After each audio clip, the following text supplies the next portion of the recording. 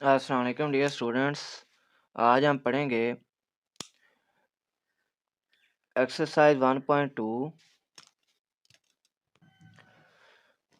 Lecture number 5 class 9। तो exercise 1.1 और definition जितनी सी सारी कर ली थी। आज हम करें exercise 1.2। From the following matrices identify unit, row, column and null matrices. वो कह रहे हैं ये जो मैट्रिसेस दिए गए हैं इनमें से बताएं कि कौन सा मैट्रिक्स यूनिट मैट्रिक्स है, कौन सा मैट्रिक्स कॉलम मैट्रिक्स है और कौन सा मैट्रिक्स कॉलम रो मैट्रिक्स है। यानी कि ये दिए गए यूनिट, रो, कॉलम और नल मैट्रिक्स, इनको बताना है। ए मैट्रिक्स है, ए इज इक्वल टू 0 0 0 0।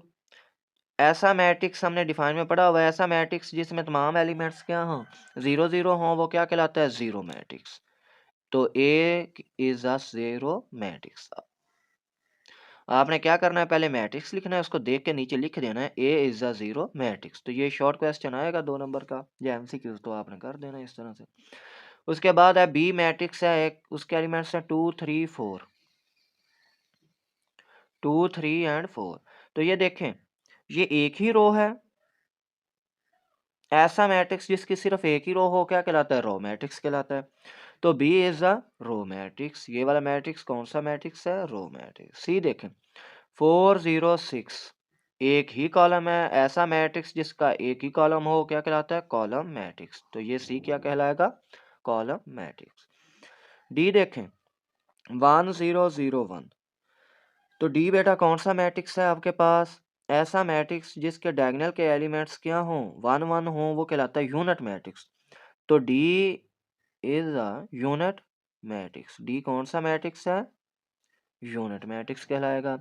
और ये इस बात का आपको पता ही है, जो मैट्रिक्स यूनिट मैट्रिक्स होगा वो डायगोनल भी होगा और स्केलर भी होगा। तो ये वाला मैट्रिक्स डायगोनल भी है, स्केलर भी है और यूनिट भी है। उसके बाद देखें ई मैट्रिक्स है जीरो। तो ये वाला देखें, E is the zero matrix. इसका एक ही एलिमेंट है और वो क्या है? जीरो है। तो हम कह सकते हैं कि ई मैट्रिक्स जो है वो जीरो मैट्रिक्स है। उसके बाद देखें एफ मैट्रिक्स से दिया गया है 5 6 और 7, एक ही कॉलम है। तो ये एफ आपके पास क्या कहलाएगा? F is a column matrix. उसके बाद देखें क्वेश्चन नंबर इसका है 2। उसमें कह रहा है from the following matrices identify square matrix, rectangular,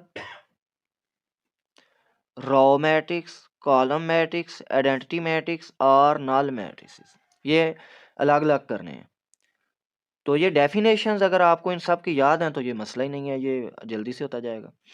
तो सबसे पहले पहला देखें, -8 2 एंड 7। नीचे सेकंड रो के एलिमेंट्स हैं 12 0 और 4। तो इसमें देखें बेटा, नंबर ऑफ रोज कितनी है? 2। एक रो ये है R1 और एक रो ये है R2, दो रोज हैं। कॉलम है C1 C2 C3, तीन कॉलम है। नंबर ऑफ रोज और नंबर ऑफ कॉलम सेम नहीं है। तो ये रेक्टेंगुलर मैट्रिक्स कहलाता है। ऐसा मैट्रिक्स जिसके रोज और कॉलम की तादाद बराबर ना हो रेक्टेंगुलर कहलाएगा। नंबर 2 पे आ जाएं। एक मैट्रिक्स दिया गया है 3 0 और 1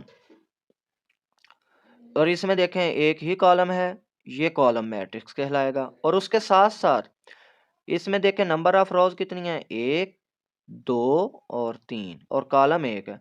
रोज की तादाद और कॉलम्स की तादाद आपस में बराबर नहीं है। तो ये कौन सा कहलाएगा? Rectangular matrix.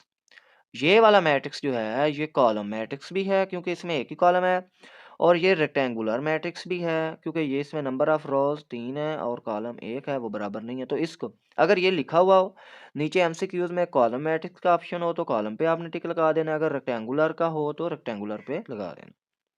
3 देखें, 6 -4 3 -2। इसमें देखें रोज की तादाद कितनी है? 2, कॉलम की तादाद कितनी है? 2, बराबर है। तो ये क्या कहलाएगा? Square matrix.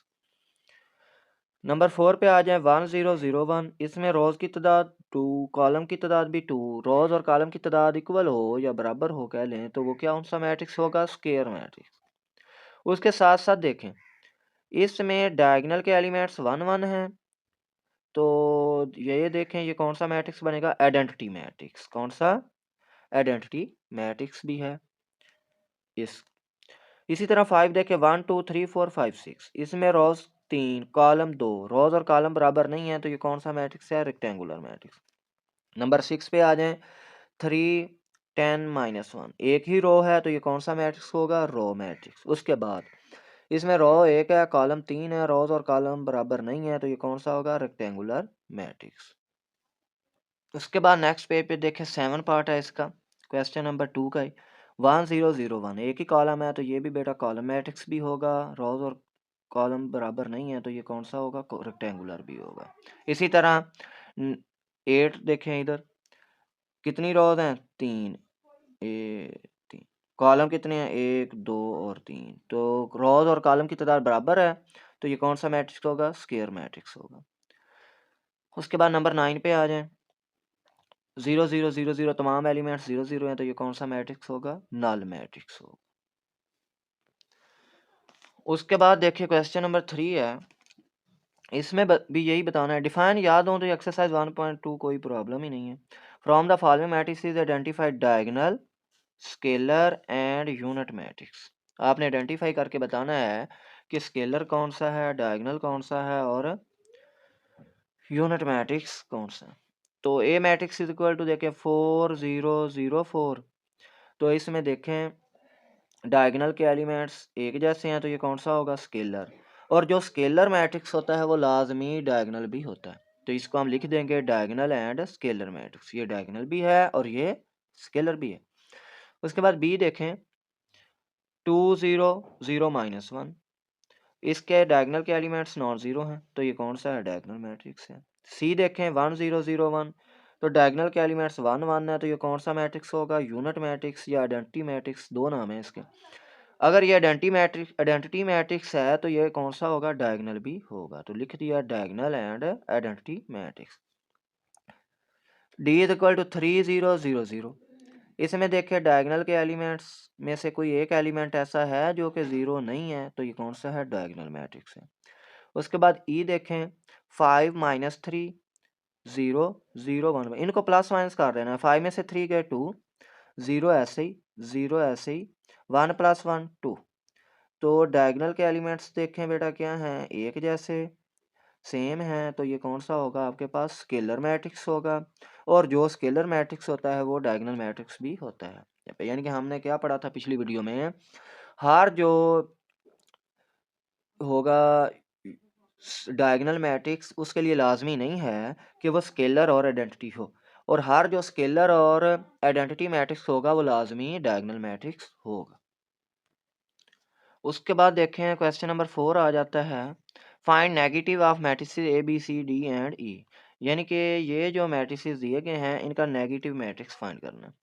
ये नेगेटिव मैट्रिक्स सबसे पहले आपको पता हो कैसे फाइंड करते हैं, हमने डेफिनेशन पढ़ी थी पीछे कि मैट्रिक्स के एलिमेंट्स के साइन चेंज कर देंगे, प्लस के हैं तो माइनस कर देंगे, माइनस के हैं तो प्लस कर देंगे, तो वो आपके पास क्या आ जाएगा, नेगेटिव मैट्रिक्स आ जाएगा।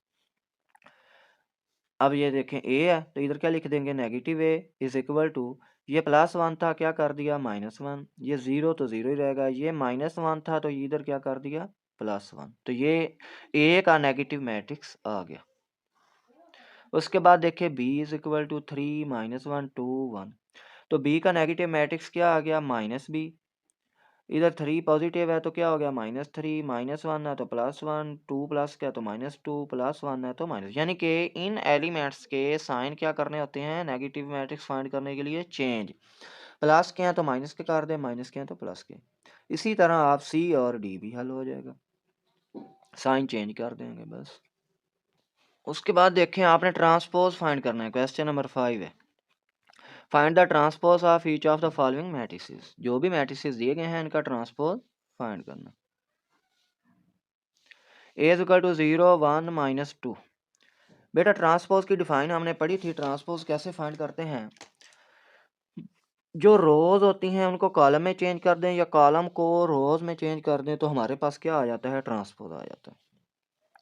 तो ए इज इक्वल टू 0 1 -2, ये एक कॉलम है, कितने कॉलम है, एक, तो इसको आप रो में चेंज कर देंगे तो ये ए का क्या बन जाएगा, ट्रांसपोज।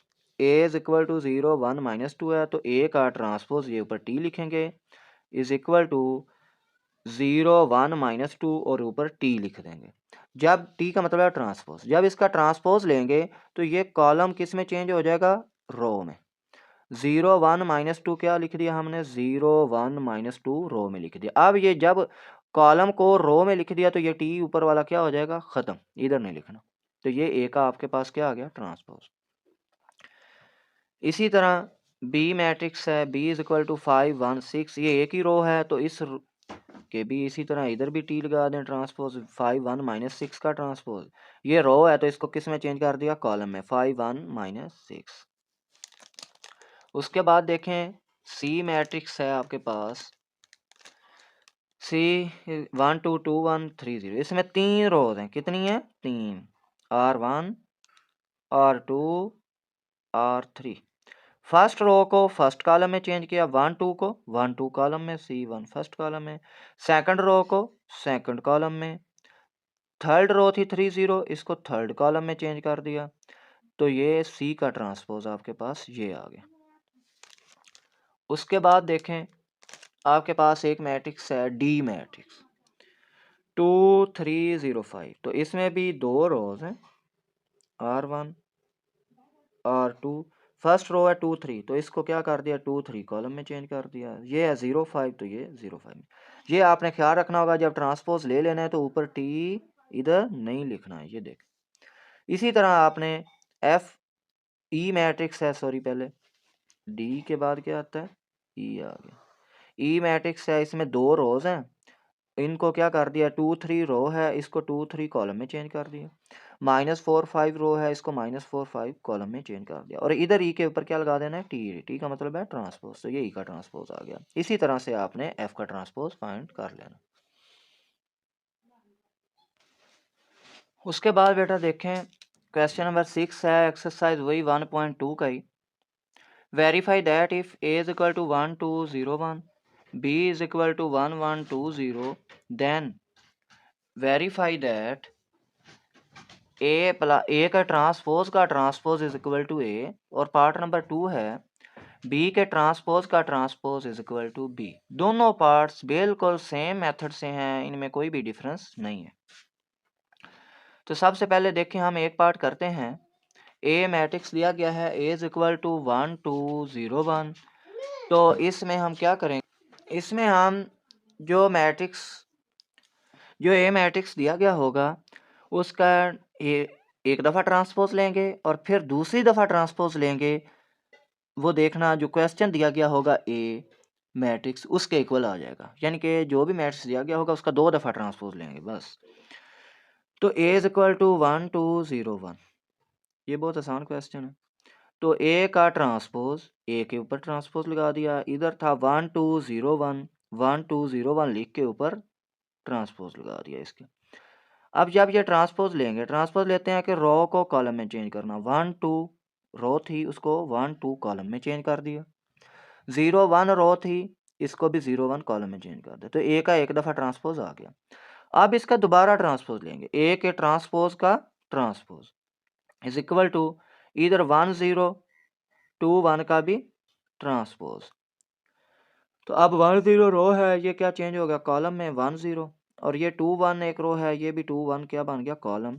तो अब ये देखें 1 2 0 1 आया है, तो ए मैट्रिक्स भी क्या है 1 2 0 1, तो हम यहाँ पे इतनी जगह पे पुट कर सकते हैं ए, तो ये किसके इक्वल है, ए के इक्वल। तो यहाँ लिख सकते हैं ए का transpose is equal to A, which show that A के ट्रांसपोज का transpose is equal to A. बिल्कुल इसी तरह से बी पार्ट है, बी मैट्रिक्स है 1 1 2 0, बी का ट्रांसपोज 1 1 2 0 का ट्रांसपोज आ गया। ये फर्स्ट रो है, ये बन गया फर्स्ट कॉलम, ये सेकंड रो है, ये क्या बन गया सेकंड कॉलम। ट्रांसपोज में क्या होता है, फर्स्ट रो को फर्स्ट कॉलम में चेंज, सेकंड रो को सेकंड कॉलम में चेंज। इसका दोबारा से ट्रांसपोज, बी के ट्रांसपोज का ट्रांसपोज इज इक्वल टू 1 2 1 0, इसका ट्रांसपोज 1 2 रो है 1 2 कॉलम में चेंज, 1 0 1 0 रो है तो 1 0 ये भी सेकंड कॉलम में चेंज। तो ये आपके पास ये वाली वैल्यू और ये वाली वैल्यू देखें क्या आ गई इक्वल। तो इसकी जगह पे लिख सकते हैं बी तो इज इक्वल टू बी। तो बी का transpose is equal to B which show that B का transpose is equal to B. तो यहाँ तक बेटा एक्सरसाइज 1.2 आपकी क्या होगी कंप्लीट।